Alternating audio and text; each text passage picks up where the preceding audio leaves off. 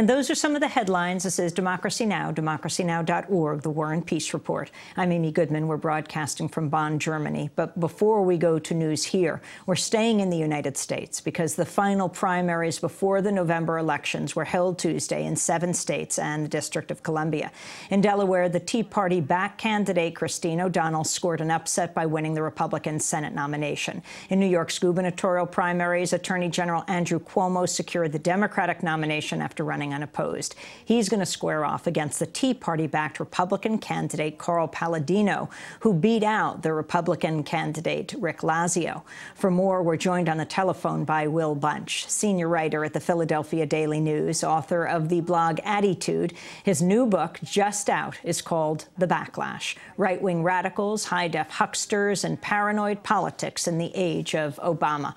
Will Bunch, welcome to Democracy Now! Why don't you go through these races from New Hampshire to New York to Delaware and talk about the significance of what you call the backlash?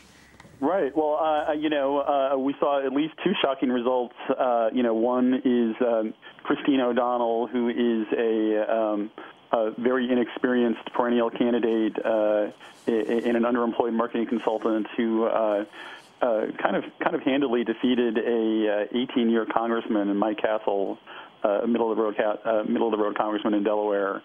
Obviously, that was the big headline last night. Although a lot of people were stunned by Carl Paladino.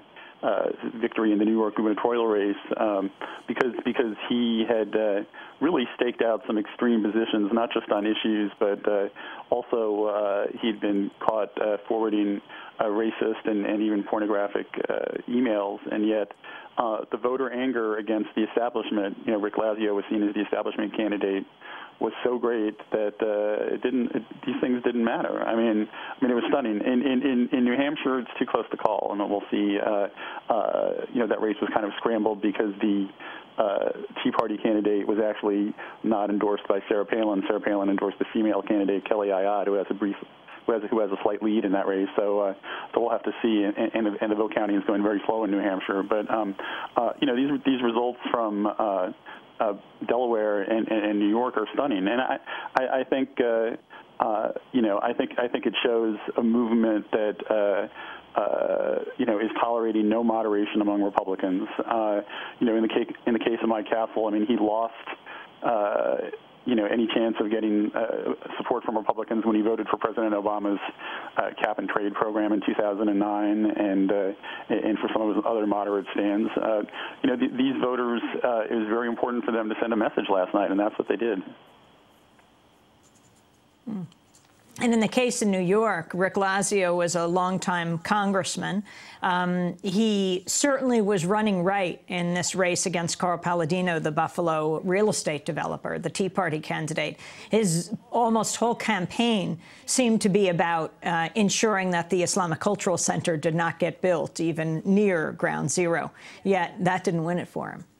Right. I mean, we saw that in both races where these candidates who were known as moderates moved to the right. It was a little bit less dramatic with Mike Castle, but after he seemed to be considering Obama's health care plan, he voted against that in 2009 and 2010, and he really moved to the right on a number of issues. And you're right. I mean, Rick Lazio ran some over-the-top ads, TV commercials, playing up, I think Islamophobia, it's fair to call, about the community center proposal for Lower Manhattan, and it wasn't enough. I mean, they were determined to send a message. Carl Paladino, the man who won, the Tea Party-backed candidate, had called for the state to seize the Park 51 land by eminent domain. That's the site where the Islamic Center would be built. Absolutely. And, he's also supported a number of other extreme conservative positions, including this idea for dignity camps for inner-city residents, which is just this kind of alarming proposal to, have these programs that, imply that inner-city people had poor hygiene, and he wanted to get them in these programs. And, all of these things, in the forwarded emails,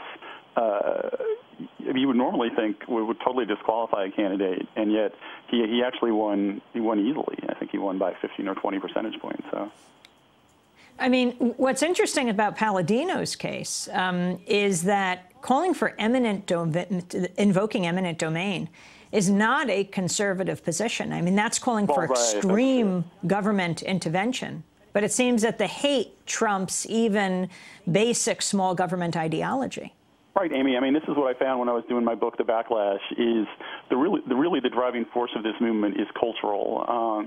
The Tea Party movement is very concerned about what they see as cultural change in America. They're concerned about the idea that America could become a non-white nation by the year 2050. And, when Barack Obama was elected as the first African-American president in 2008, I think it was a jolt for people. And what I found, and I spent quite a bit of time in Delaware researching the book, and in fact, the main Tea Party group supporting Christine O'Donnell, the Delaware 912 Patriots, I profile in the book. And these people at the core, they question Obama's legitimacy. They question whether he's actually a true American, and these are some of the things that really energize these people. So getting back to Paladino and the eminent domain, I mean, the idea that he would do anything to try and stop the mosque really trumps, I think, conservative principles because he's appealing to these cultural fears.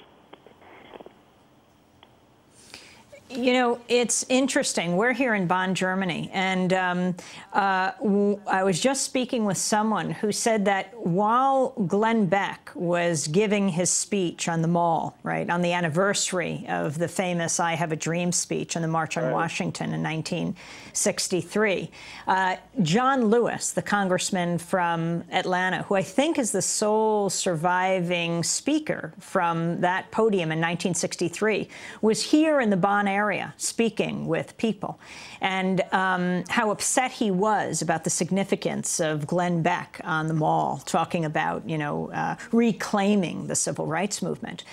Will Bunch, can you talk about the effect of Rush Limbaugh, of Glenn Beck, of Sarah Palin on this movement? Right. Well, I think the growth and the prosperity of this right-wing media network has really allowed for message discipline among the Tea Party movement. What I found in doing my book is, I mean, Glenn Beck is enormously influential, and a lot of people in the Tea Party movement are people who have a lot of time. There's a lot of retirees in the movement. There's a lot of people who were kind of prematurely outsourced and are taking part in the movement, and they spend their day in a media bubble where they're listening to Rush Limbaugh, they're listening to Glenn Beck, and they really are able to stay on the same page in terms of staying to this message of trying to shoot down any Republican moderation, like we saw in the Mike Castle election last night. Well, Will Bunch, I want to thank you very much for being with us, senior writer at the Philadelphia Daily News, author of the new book, The Backlash, Right-Wing Radicals, High-Def Hucksters, and Paranoid Politics in the Age of Obama.